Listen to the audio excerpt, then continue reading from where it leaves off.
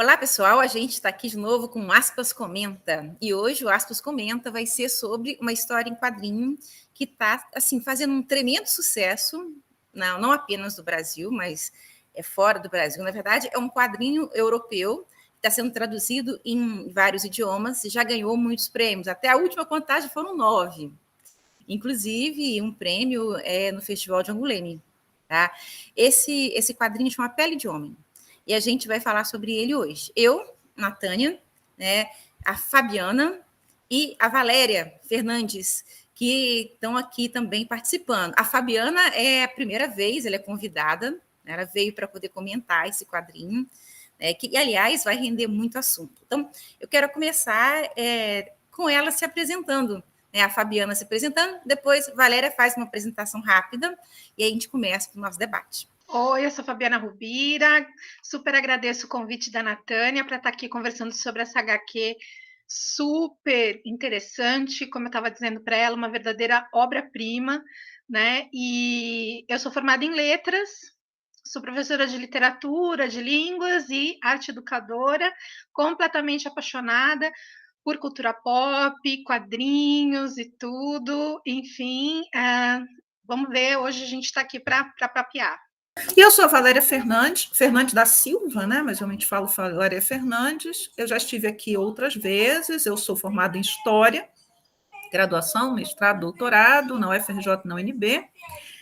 Trabalho originalmente, né? Eu sou medievalista, né? Mas acho que sou medievalista aposentada, e faz alguns anos que eu trabalho com quadrinhos, e como o meu doutorado era na área de estudos feministas e de gênero, normalmente abordando questões relativas a gênero e papéis masculinos e femininos ao longo da história e nos quadrinhos, né, especificamente. Mangá, mais especificamente. Pois é, gente. Então, e eu comecei mandando ela se apresentar e eu mesmo não me apresentei, apesar de eu aparecer com frequência nos vídeos da Aspas, né?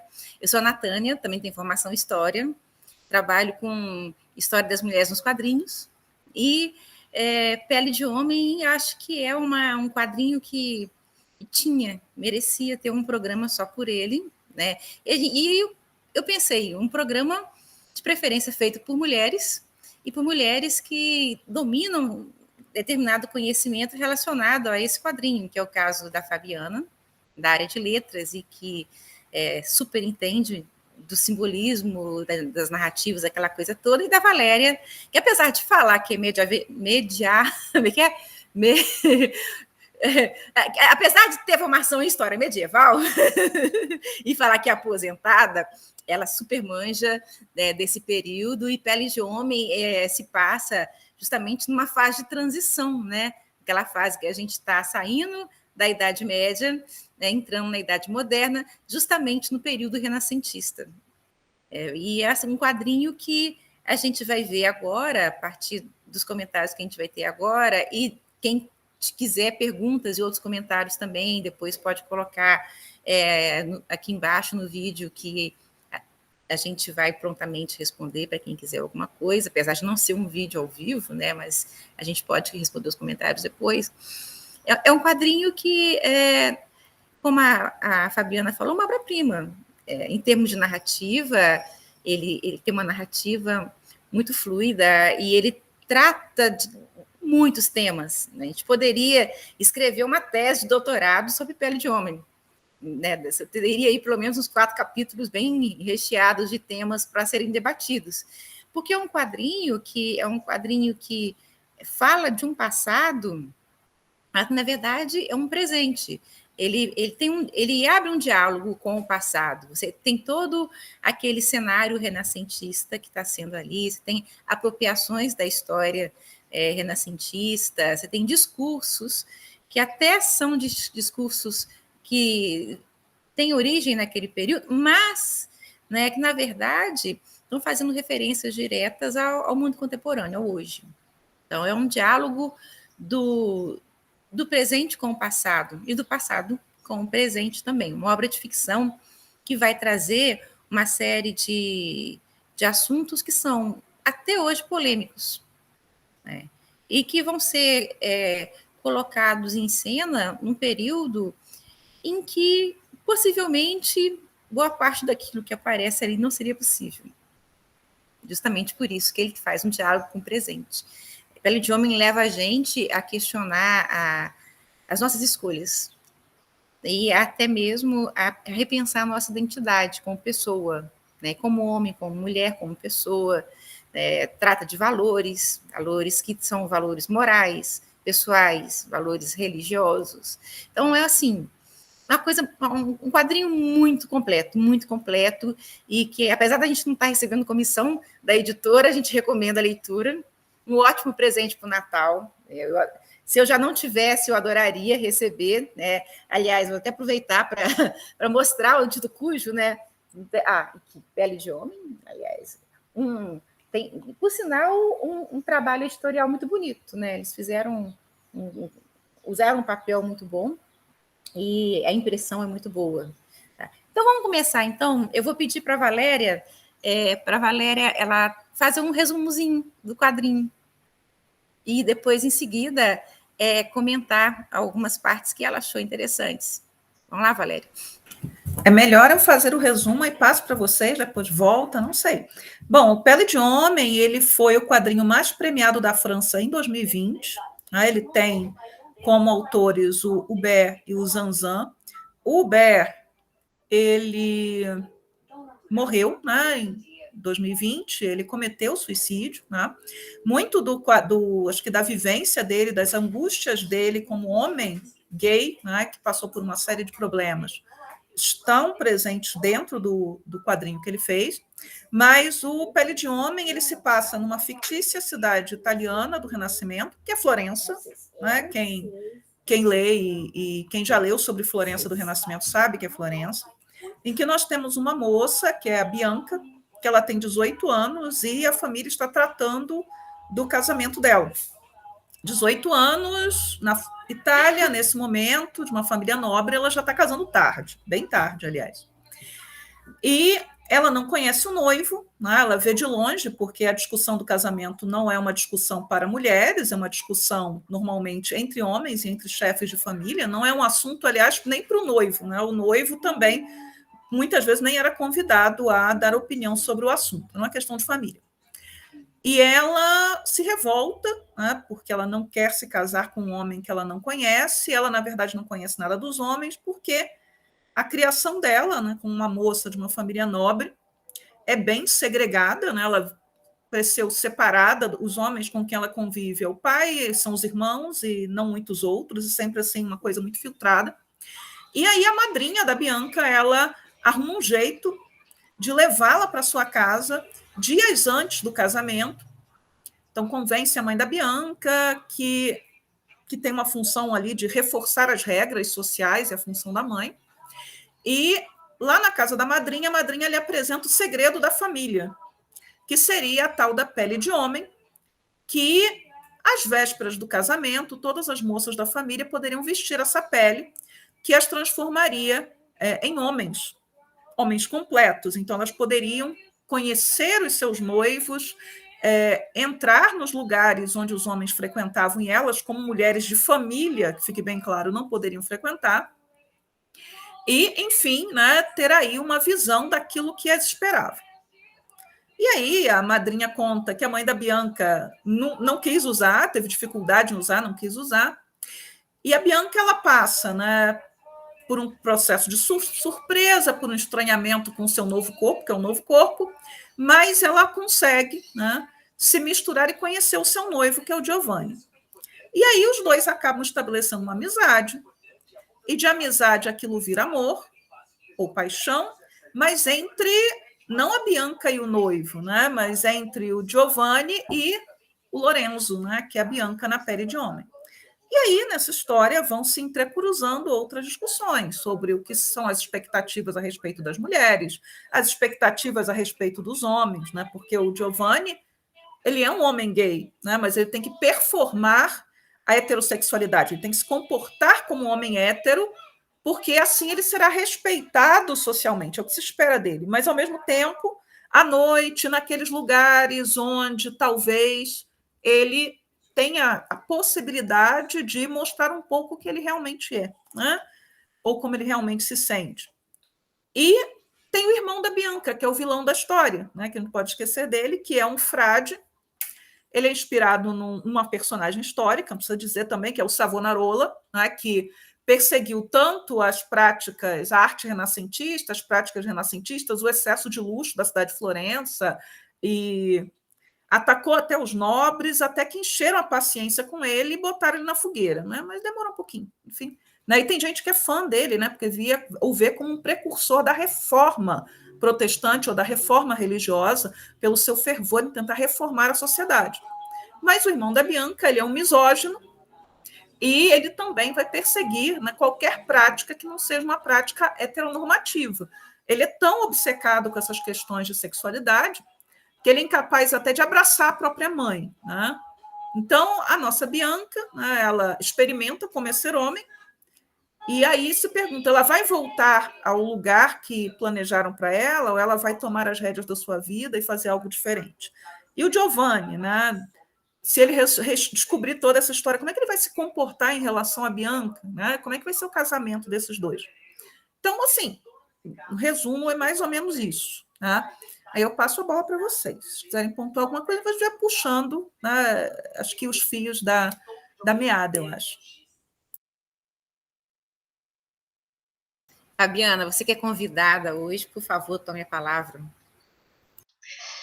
Achei muito legal isso que a Valéria tá falando, né? Que é aquela oportunidade que a Bianca tem, e que as mulheres da família dela teve, que era uma oportunidade única de realmente estar na pele do outro, né?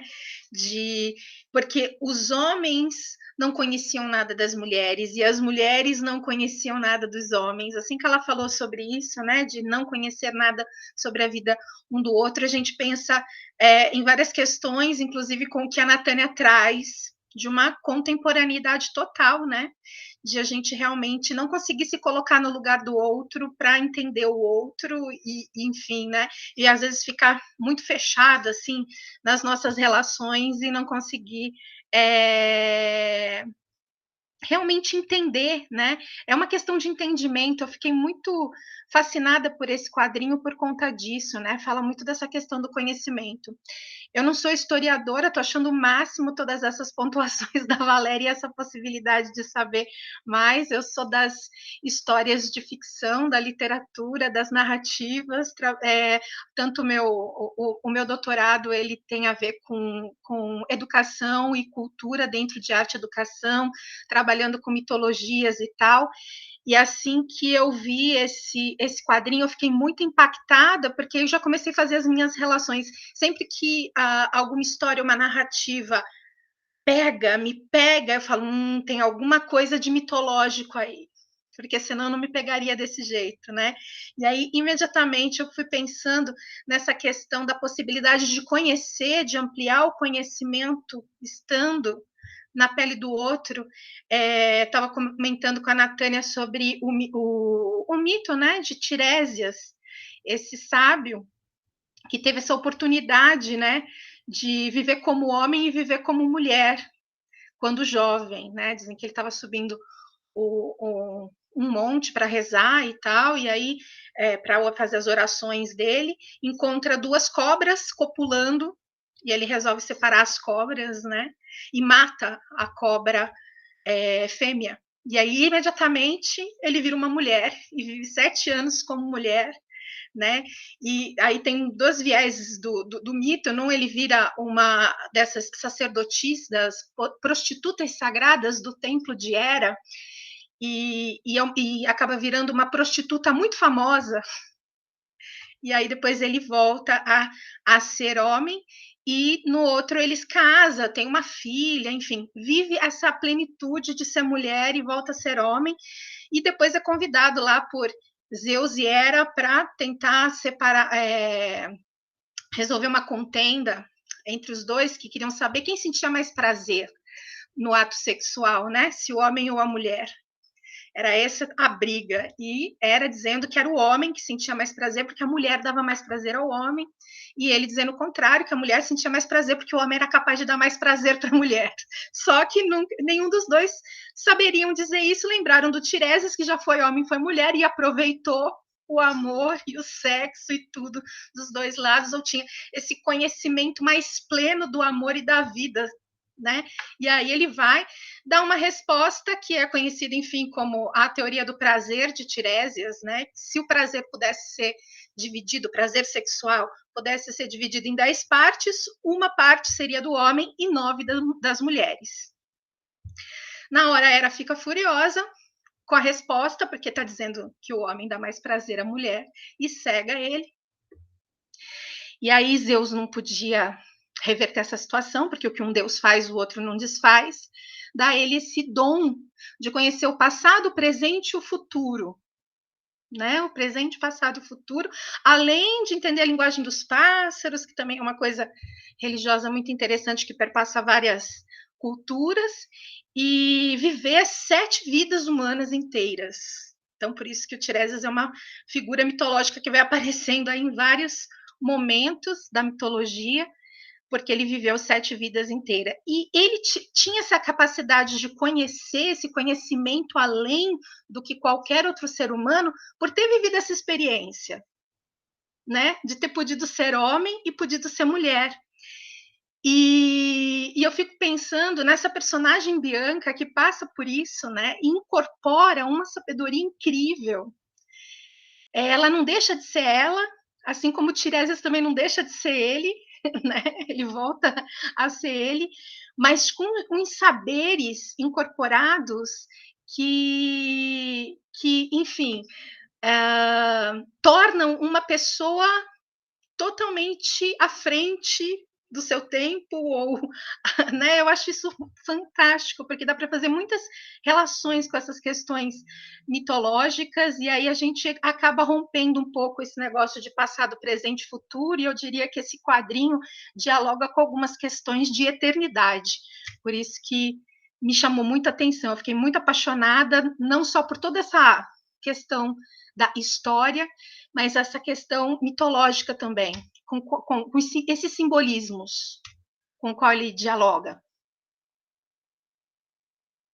Uma das coisas que a Valéria falou e que me chamou muita atenção também é a questão da apropriação de personagens. Né? Você tem aí o Ângelo sendo inspirado num personagem da história real. A apropriação do espaço, a Itália renascentista, no caso aí Florença, embora não se diga nunca o nome da cidade, e inclusive a apropriação do discurso, de um discurso contemporâneo que está sendo colocado dentro de um tempo passado. E a Bianca é uma personagem muito interessante porque ela é muito debochada, ela é muito perspicaz, ela analisa as coisas muito bem, então ela está em constante aprendizado nesse mundo dos homens. Ela já conhece o mundo das mulheres. Não que ela seja totalmente isolada da realidade do mundo, ela tem as amigas dela, né? Eu gosto muito das amigas dela, da Rubina e da outra, que eu esqueci o nome agora. Agostina, que representam 2 tipos de mulheres, aquela que é completamente conformada com o casamento, tipo assim, bom, é uma porcaria, mas fazer o quê? É o meu destino.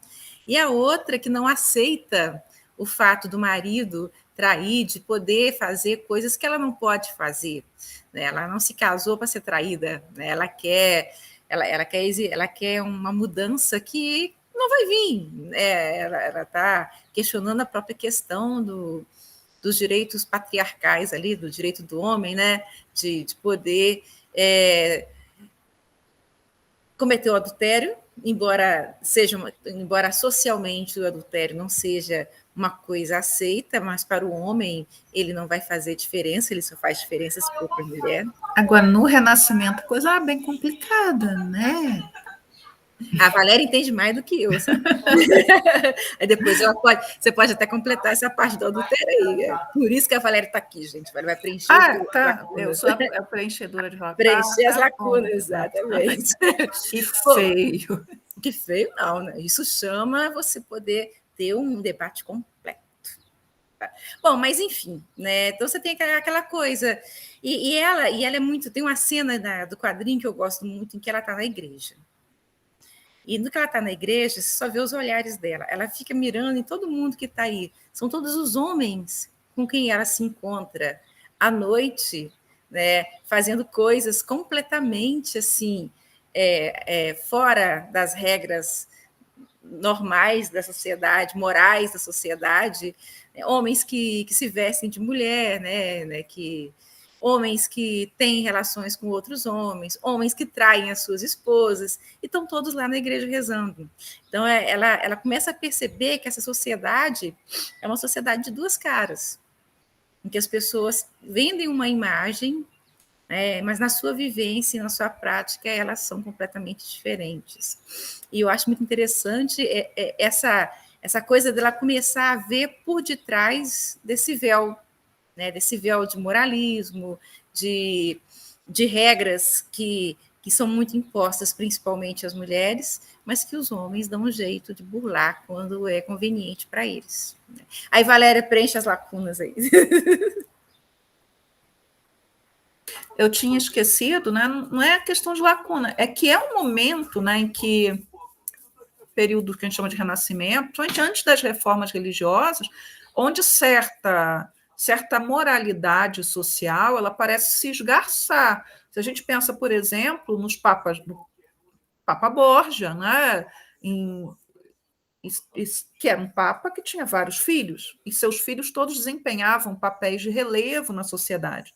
Inclusive, o Savonarola, quando ele aparece exatamente para criticar esses comportamentos, porque pelo que Florença era conhecida entre as cidades italianas, pela sua grande tolerância com a prática homossexual.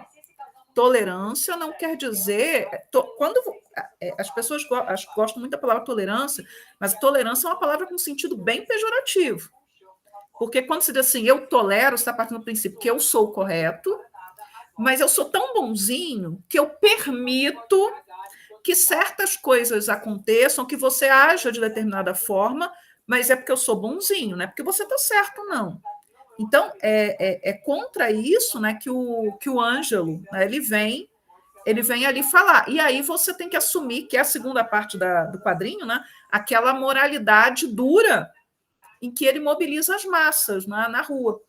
O Zanzan, na entrevista, uma das entrevistas que ele deu, todas, né, enfim, a que eu li, ele fala que o Hubert começou a pensar sobre o quadrinho exatamente em 2016, quando você teve a campanha contra o casamento igualitário na França, em que você conseguiu mobilizar na rua, em grandes protestos na França, católicos de ultradireita, islâmicos também, né, com fundamentalistas, e evangélicos fundamentalistas, ou seja, gente que a princípio ia se matar, consegue se unir em torno de uma bandeira, que é impedir que homens e mulheres que não amam, que não sentem da mesma forma que eles, ou que ousam se colocar publicamente,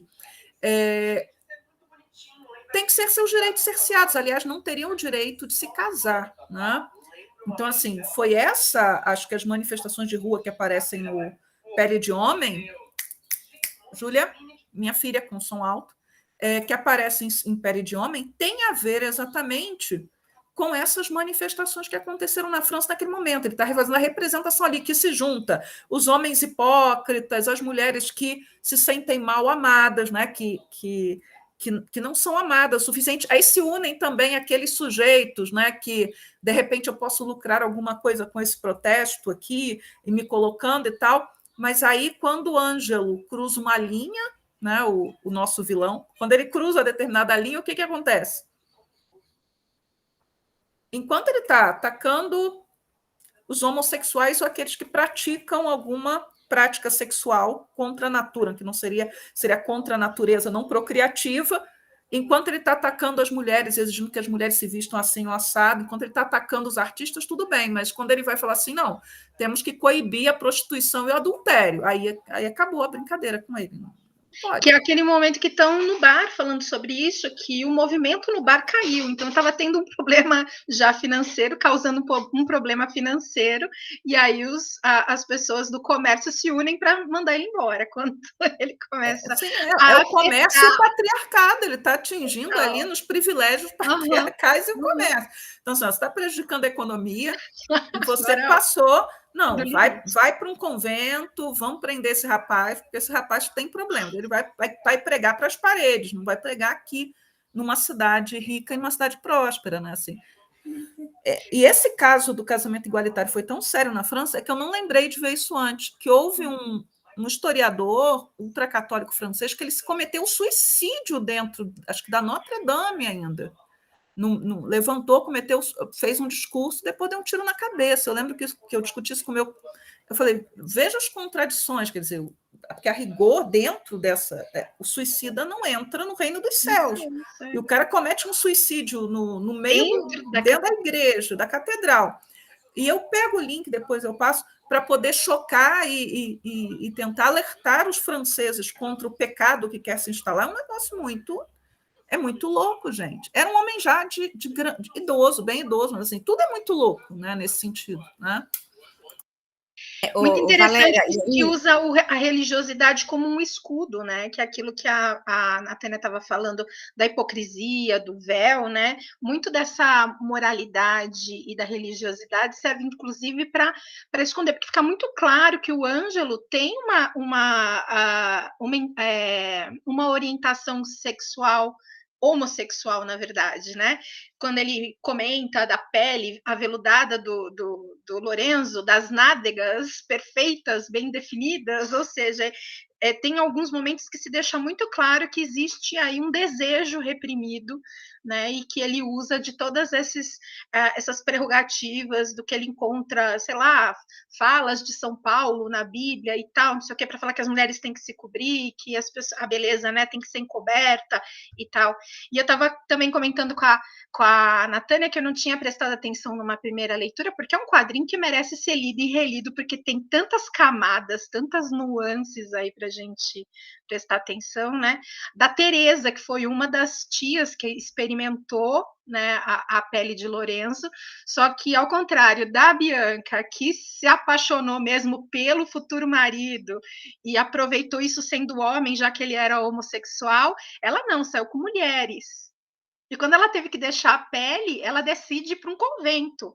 Ou seja, ela não vai se relacionar com homens, porque de repente ela descobriu ali que ela gostava. Ela queria levar para o convento, ela queria dar umas escapadinhas, ela queria levar para o convento. Eu achei isso genial, ela queria levar a pele do Lourenço para o convento e a outra, se a Inquisição te pega, te queima. Né? Então, a igreja e esses preceitos religiosos sendo usados como um escudo, como uma arma para lutar contra isso tudo, né? Que eles querem lutar contra essas pessoas livres, né? Essa liberdade que eles não conseguem se dar. Então, aí eu vou interromper aqui essa parte, só para voltar naquela parte que a Valéria está falando. Tolerância com relação à homoafetividade na França é uma coisa muito difícil, e é histórico. Tá? Tanto que no final dos anos 70 foi marcado por uma intensa luta, né, da comunidade gay para tentar, por exemplo, acabar com a lei que condenava as relações sexuais com jovens. Havia uma grande discriminação com relação ao gay. Tipo assim, na França existe a maioridade sexual, que é 15 anos, para hétero. Para quem fosse gay, era 21. Então, ser gay na França não era crime. Ninguém vai ser preso por ser gay. Mas se você for pego tendo relações com um menor de 21 anos, é cadeia. Tá? E havia uma grande, vamos dizer assim, perseguição com relação a isso. Né? Você tinha bares gays, alguns bairros eram famosos por terem concentração da comunidade gay, haviam bares gays em que podiam ser frequentados para maiores de 21 anos. Se o menor de 21 anos estivesse lá, o bar poderia ser até fechado. Sem falar também, qualquer demonstração de afeto público era denunciada como atentado ao pudor. Então, até os anos 80 foi muito difícil mesmo. Não que seja fácil ainda. Os franceses, nesse sentido, são extremamente preconceituosos e nada tolerantes. E a gente tem que pensar também que Uber, ele vai nascer nesse período, ele é de 71.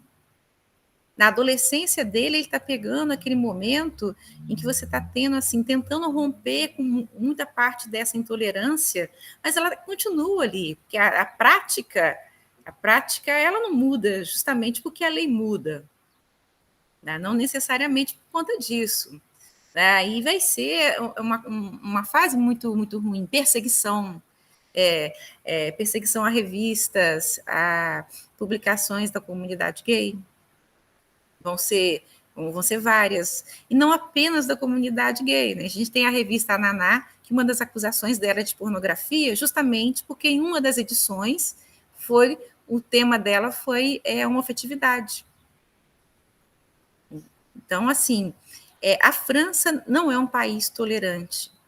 Não é um país tolerante. Talvez, então, Valéria, não sei, posso estar viajando, escolher Florença tenha sido uma coisa bem representativa, né? Um lugar onde você vai encontrar uma certa tolerância em contradição com um país onde praticamente não há tolerância alguma.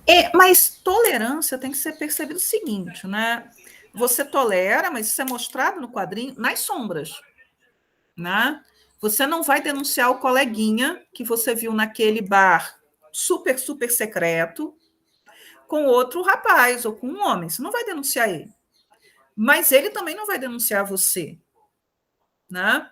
Então, assim, é uma política do silêncio. Agora, para quem viajava de outras cidades, de outros lugares da Europa para Florença, tudo parecia muito mais aberto do que talvez fosse para os próprios florentinos, que sabiam os códigos. Né? Então, por exemplo, tem uma cena que é muito boa, né? O Giovanni, que é o noivo da Bianca, ele é reconhecido na rua por um outro sujeito, ou o sujeito canta o Lorenzo, assim, ele sai daquilo que seria o esperado, ele prontamente ameaça, desafia o sujeito em duelo, porque ele é um homem de verdade, ele está dentro dos códigos de masculinidade, né? Porque o fato de você praticar, isso é muito importante, o quadrinho ele discute, né, a questão do sexo biológico, né, que ele é mutável a partir do momento que a Bianca veste a pele, ela não é mais uma mulher, ela é um homem,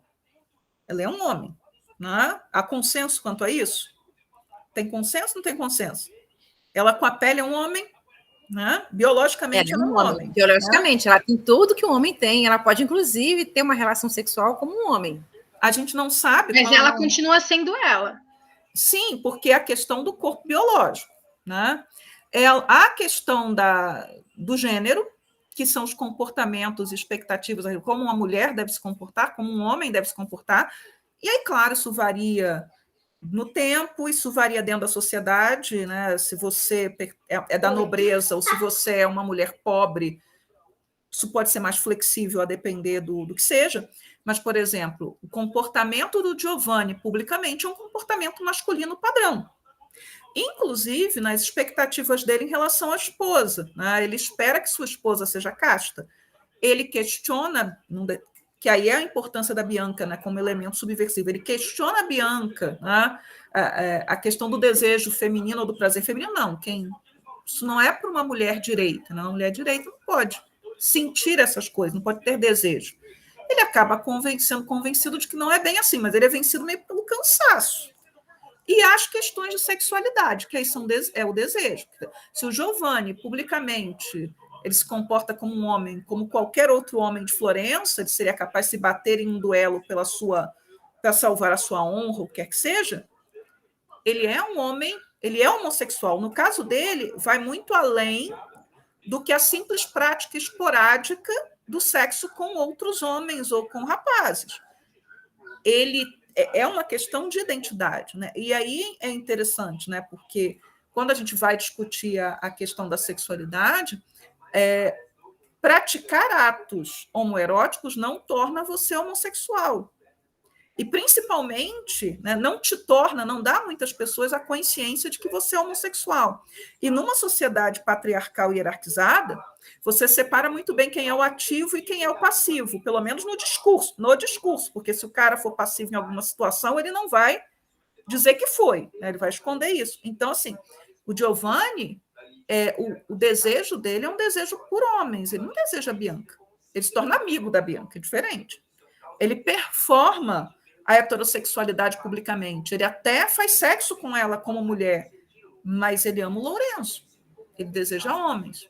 E ele sente falta do Lourenço, porque é o amor da vida dele. No final fica muito claro isso. Assim, ele coloca, mesmo que ele coloque outro no lugar, né, o amor dele pelo Lourenço. Então, assim, o quadrinho ele trabalha nesses 3 polos. Ele não percebi em nenhum momento, não acho nem a Pecorina seja o caso.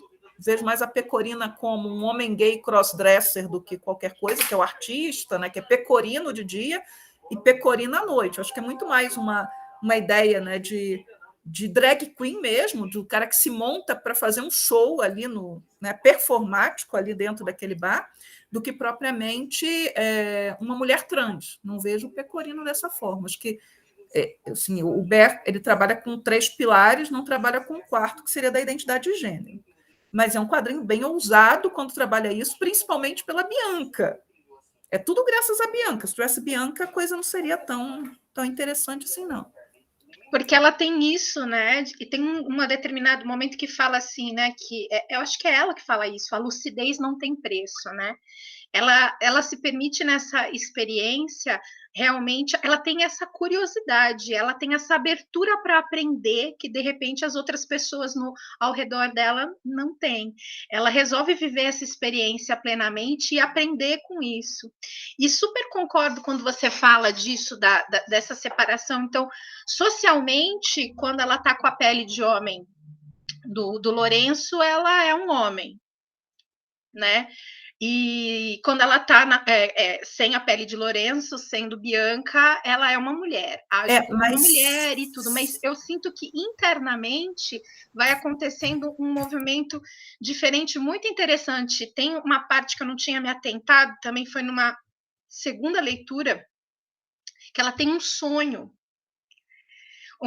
logo depois que o Giovanni rouba um beijo. Eles estão lá naquela coisa, lutinha de homem e tal, rouba um beijo, ela fica muito mexida com aquilo, chora, ama o Lorenzo, não me ama, e ela tem um sonho em que ela encontra com ele, ela se encontra com ele como Lorenzo, não, como Bianca. Ela tá com o Giovanni como Bianca. Isso! E aí ele tira a roupa dela de mulher e depois despe ela da pele dela, e por baixo da pele dela tem um Lorenzo, que eu acho que começa ela começa a viver essa experiência de sei lá, uma fluidez. Será que eu sou Bianca sendo Lorenzo? Será que a Bianca revelou um Lorenzo que já estava dentro de mim? E aí começa uma coisa mais assim de comunhão entre essas duas personalidades, uma revelando sei lá, aspectos que, enfim, que também estavam nela, o Lorenzo despertando aspectos que estavam nela e que ela não tinha se dado conta, porque de repente resguarda, isso é só homem, isso é só mulher, mas na verdade estava tudo ali dentro dela. Não sei se eu fui muito clara, mas eu tive uma impressão com relação a isso, que vai acontecendo um trabalho dentro dela que vai diluindo um pouco esses limites, essas fronteiras entre ser homem e ser mulher. Acho que a Bianca, né, ela decide sentir sem julgar, né? Ela se permite viver, mas é um exercício de quebrar barreiras, né? E a partir do momento que ela consegue quebrar as dela, ela decide ajudar a quebrar as de outras pessoas, né?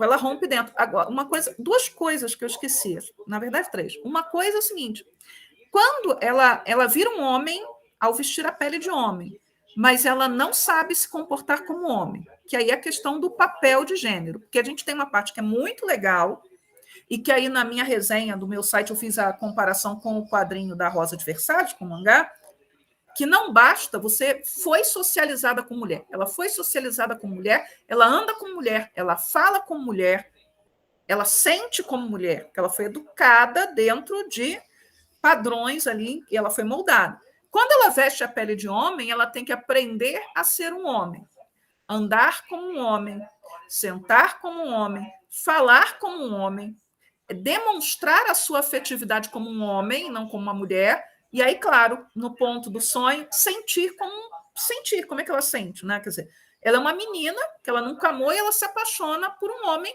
que, na verdade, não quer a Bianca. Ele não quer a Bianca. Ele nunca vai querer a Bianca. Mas duas coisas que eu esqueci é o seguinte, tá? A Natânia está falando do Bé, está falando da Naná, e da questão, né,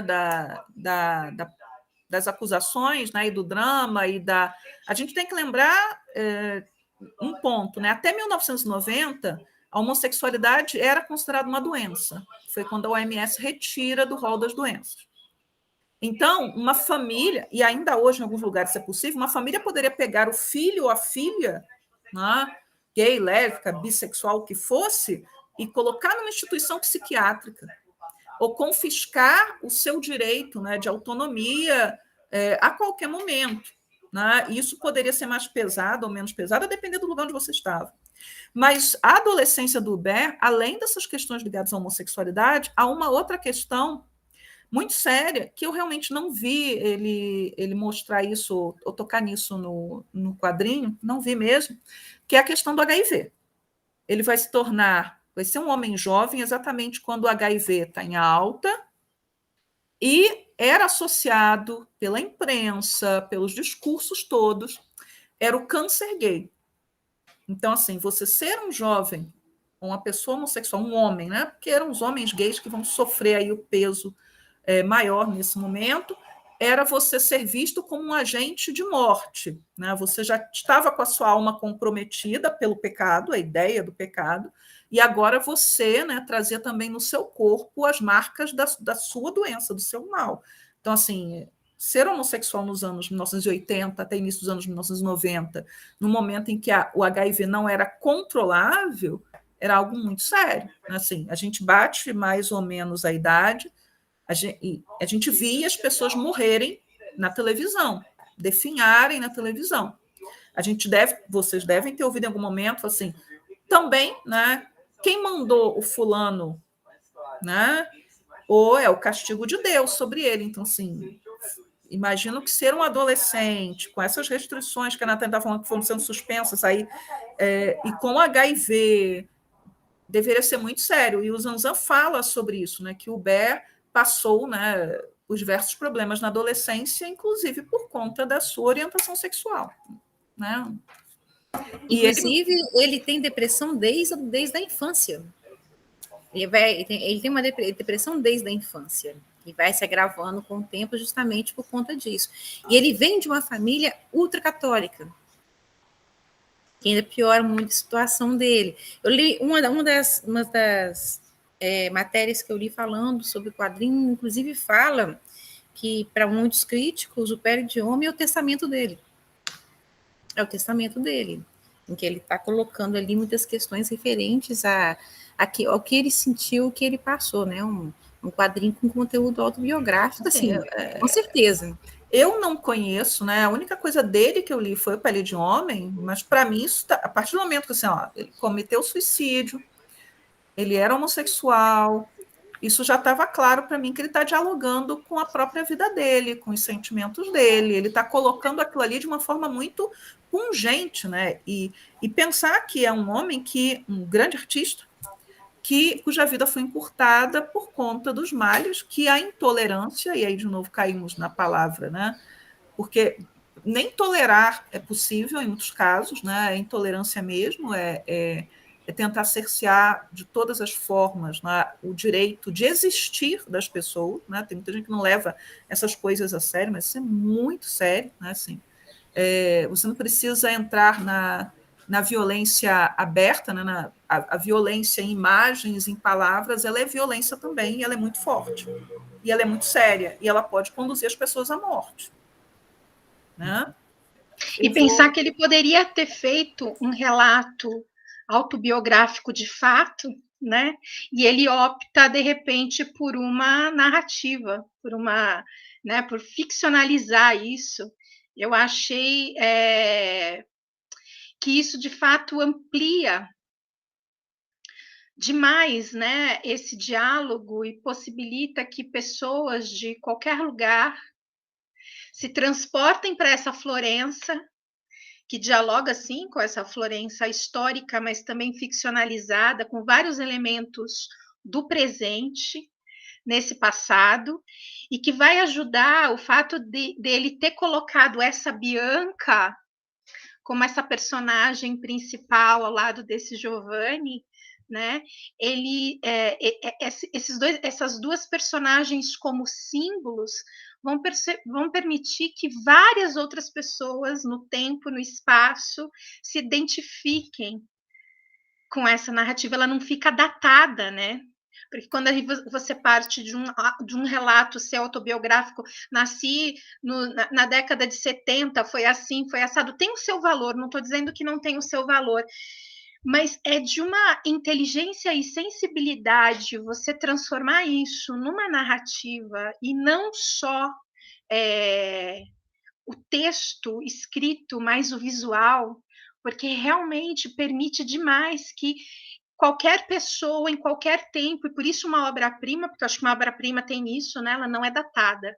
Eu acho que esse quadrinho não fica datado, ele fica para sempre, porque ele dialoga com isso do eterno, que eu até comentei lá no início. Então, ouvindo vocês falarem sobre tudo isso da biografia do Huber, que eu não conhecia, fiquei pensando nisso, né? Nessa inteligência sensível que ele teve de transformar isso numa narrativa.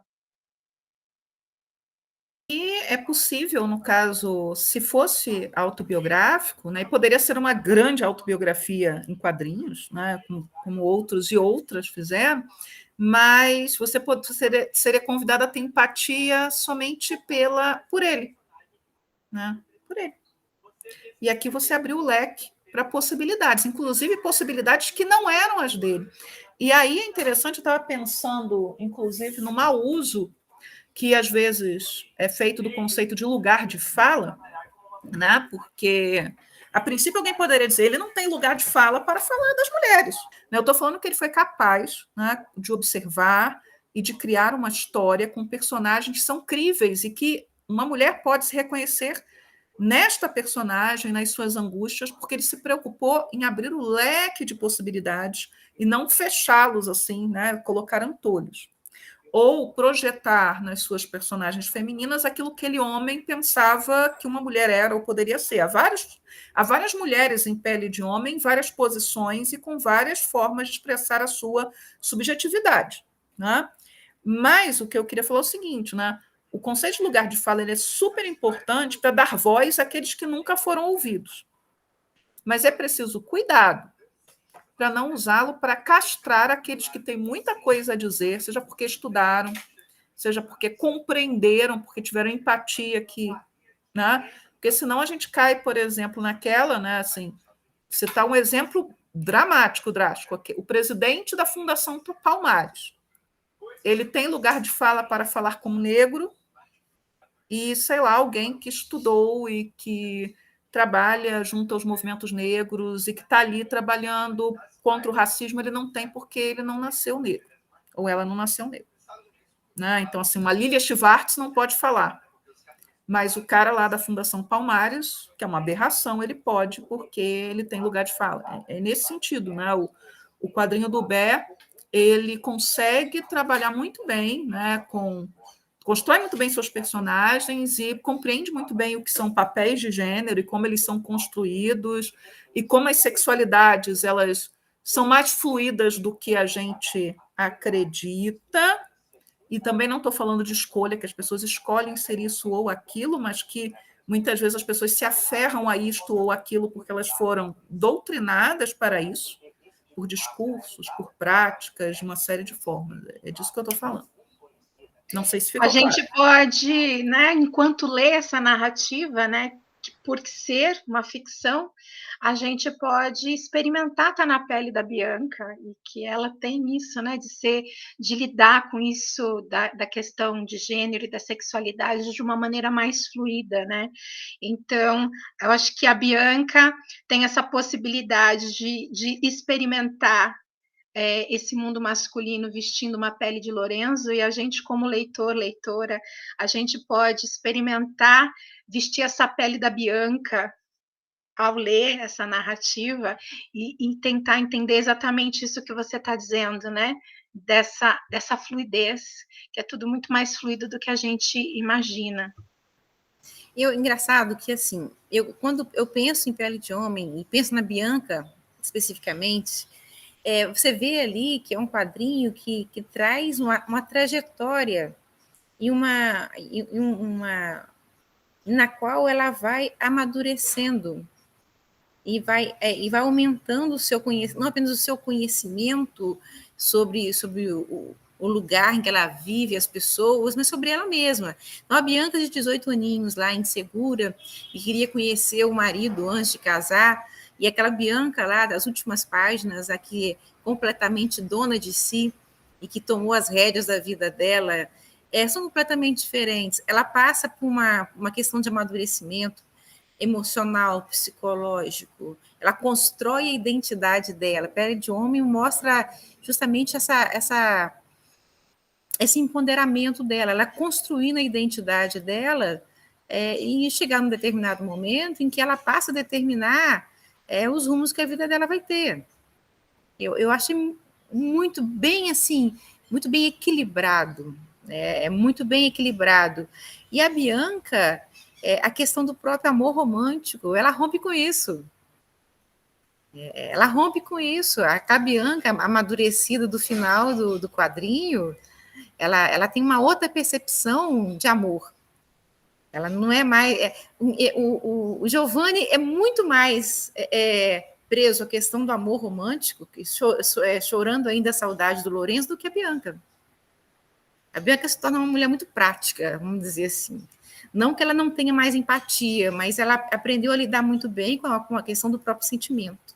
Essa imagem aqui, né, da contracapa, que tem esse entrecruzamento entre ele e ela, e que leva mesmo a esse amadurecimento que você estava falando, né? Fala mesmo disso, né? De um amadurecimento, de uma trajetória, né, que ela faz para conquistar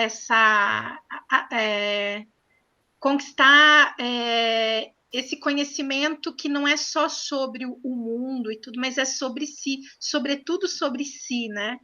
E realizar algo que eu acho que naquela época, hoje já é muito difícil, imagina naquela época, né? Ela ser a dona, né? Quando ela fala para o Tommaso, que ele fala assim, mas seu marido vai aceitar que eu esteja lá? Ela falou, não, quem manda em casa sou eu. Eu que decido, né? E é fantástico, né? Ela torna-se senhora de si e senhora do espaço onde ela está, né? Ela vai além, ela consegue ir além por conta dessa experiência única. Genial. Eu queria falar o seguinte, quando eu vi a primeira resenha do Pele de Homem, eu não sei se foi o Pedro, e é bom citar o Pedro, porque eu só conheci Pele de Homem por causa do Pedro, já conhecia quando foi anunciado no Brasil, eu pensei assim, poxa, eu acho que é o quadrinho ideal para sair pela Nemo, e a Nemo é editora, né, de Pele de Homem por conta do cuidado que a editora tem. Eu não sei se quem está à frente da escolha dos títulos ainda é a mesma pessoa que a gente conheceu lá no Lady Comics, lembra, Natânia? De dar voz a mulheres... Não, acho que agora o editor mudou. Eu acho que tenho quase certeza que mudou, não sei quem mas eu acho quando que... a gente conheceu era um francês. Não, a moça que falou, representando a editora, né? Ela era editora da... Não, lá eu conheci o editor, que era um francês.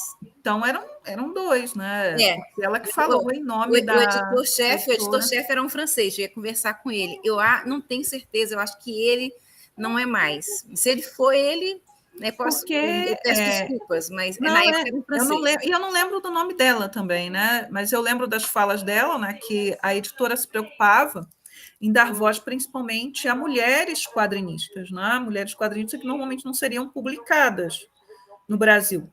Mas a editora Nemo, ela também dá espaço para temas e temáticas e abordagens que às vezes são negligenciadas por outras editoras. Seja, por exemplo, quando publicaram excelente, né, publicaram já excelentes quadrinhos sobre temáticas das mais variadas, né, até mostrando a riqueza principalmente do quadrinho europeu, né, porque eles publicam muito quadrinho europeu, né, e que às vezes é desconhecido do grande público. Eu, por exemplo, eu leio muito menos quadrinho europeu do que eu deveria. Eu conheço muito menos do que eu deveria. E às vezes a gente fala assim, né, com gente pessoa que trabalha muito mais com mangá, né? O mangá tem pluralidade de temas e abordagens, mas você tem quadrinhos produzidos em outras indústrias ou em outros espaços que também vão ter, né, abordagens amplas de temas que a princípio não seriam pegos, ou da forma, é claro que não de forma massificada, como é no Japão, mas de uma forma mais autoral, como é o caso do Pele de Homem. E uma coisa, né, talvez a minha última intervenção, é muito importante, acho que, mostrar ali dentro do Pele de Homem, né, o papel que as mulheres têm na manutenção do patriarcado, né? Como as mulheres são doutrinadas para que elas possam também, né, reproduzir esses papéis e impor a outras. Isso é visível na mãe da Bianca, ela é um exemplo disso, e de como ela acaba se arrependendo de não ser recompensada pelo filho da maneira como ela desejava, depois que ela o privilegiou tanto, né, dentro da família, mas quando as mulheres são colocadas para punir a amiga da Bianca, né, que tem seus cabelos rapados, é muito mais forte isso do que colocar homens punindo mulheres. É quando você coloca as mulheres punindo as mulheres. E aquilo, como você colocou no texto que você apresentou, está ecoando, isso é certeza, isso não há dúvida também, aquilo que fizeram com as mulheres acusadas de colaboração horizontal depois da Segunda Guerra, de terem sido amantes de nazistas ou alemães, etc., em que muitos homens serão livres, leves e soltos, não foram punidos, alguns se reinseriram na sociedade francesa, em cargos políticos, etc., esconderam por 40 anos que foram colaboradores do regime, mas aquelas mulheres que deitaram com alemães ou que tiveram filhos com alemães, elas foram humilhadas publicamente, tiveram seus cabelos raspados, foram apedrejadas, etc. E nem sempre fizeram isso por vontade própria, né? Muitas vezes forçadas a isso. Tem isso ainda, né? Não, e mesmo assim, né? Mesmo que assim fosse, né? Que direito havia, a população tinha de justiçar essas mulheres e tornar essas mulheres o exemplo daquilo que de pior houve na França colaboracionista. Sendo que metade da França colaborou, né? Então, assim, né, é a questão da culpabilização das mulheres. Então, é isso que acontece ali, né? Os males de Florença, eles passam pela prática homossexual, tá claro no quadrinho, mas também pelo comportamento das mulheres. Lembrei agora da Maria Antonieta, foi bode expiatório também. As mulheres elas são eleitas como bode expiatório. A Maria Antonieta ainda é estrangeira, né? Os franceses, a questão ali, né? Estrangeira, mulher. Aí aqui as prostitutas sendo expulsas, né? Assim, como é que não vai aparecer? Não, para cá. Aí apareceu. Não, desapareceu. Apareceu? Não apareceu. Não. É porque esse efeito é meio. Aqui. Agora foi. Aí. As mulheres sendo expulsas, as prostitutas indo embora porque não tem mais trabalho. Então, assim, como é que você pode privar os homens dos seus prazeres e privar a cidade dos seus dinheiros também, né? Isso é muito importante. Está acabando, Juju. Está acabando. Então, eu acho que, nossa, rendeu bastante, né? A gente pode encerrar. Eu pedi assim, para cada uma colocar, comigo no final, cada um colocar um ponto, assim, um comentário final sobre o quadrinho, uma recomendação, talvez para quem queira ler, de alguma coisa relacionada a ele. Né? E aí a gente pode encerrar mais esse aspas comenta. Eu acho que foi bem legal. Fabiana, a nossa convidada primeiro. Esse quadrinho, Pele de Homem, ele é muito, muito especial e como a Natânia já disse, com certeza vale muito essa leitura, por vários motivos, esses que a gente nomeou e mais um tantão de outros. E ele chegou a mim pela minha irmã. Eu não sou especialista em quadrinhos, eu sou uma apreciadora de quadrinhos. Eu vou recebendo essas dicas maravilhosas, principalmente da minha irmã, Carolina Rubira, da Natânia agora e também da Sabrina Paixão. E quando a minha irmã me mandou, ela falou assim: eu vou te mandar um quadrinho para ler e eu não vou dizer nada sobre ele, porque ele merece ser lido assim, sem você saber nada sobre ele, para ficar extremamente surpreendente. Mas mesmo sabendo muitas coisas sobre ele, ele é um quadrinho pelo qual assim que leva a gente a fazer várias leituras, nos possibilita fazer várias leituras. Então, eu só posso dizer para você, homens, mulheres, enfim, todos, todas, todes, é uma leitura fantástica, se dê esse presente. Assim, eu acho que eu já falei demais.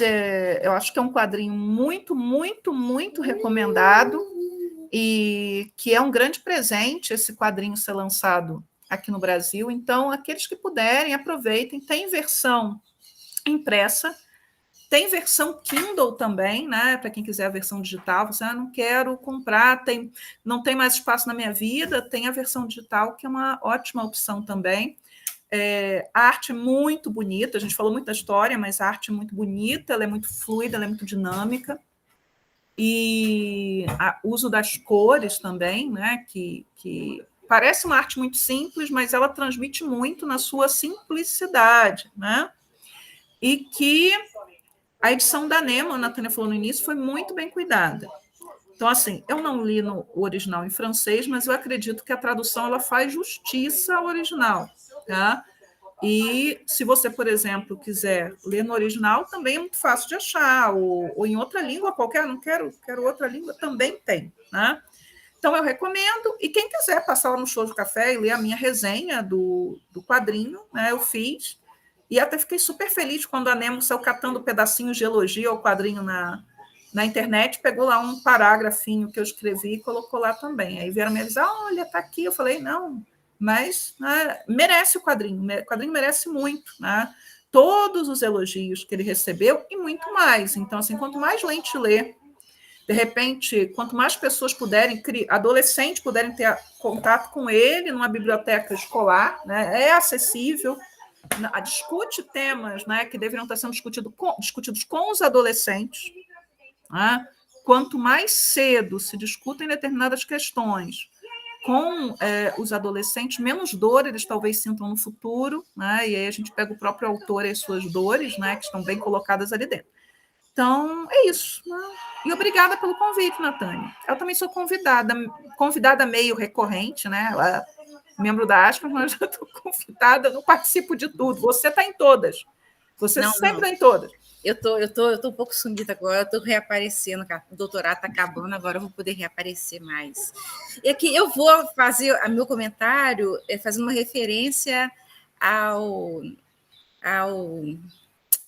desenhista, o Zanzin Zanzan, eu sempre confundo igual falar o nome dele.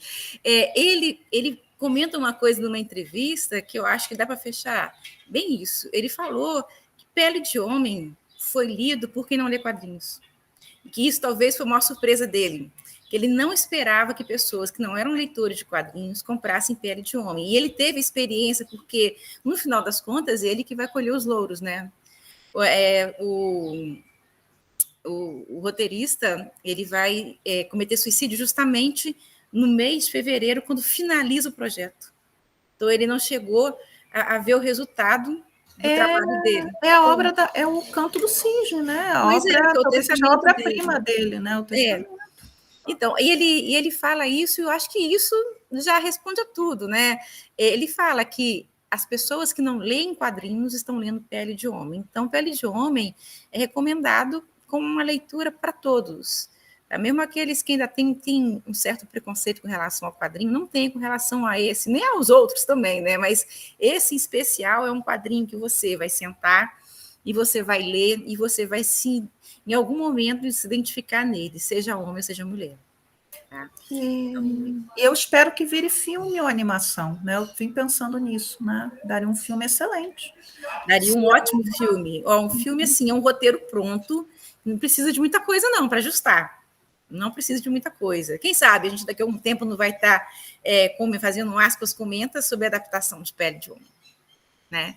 Bom, enfim, então agora eu só agradeço a Fabiana pelo tempo, Valéria pelo tempo, e a gente encerra aqui um aspas comenta e até o próximo.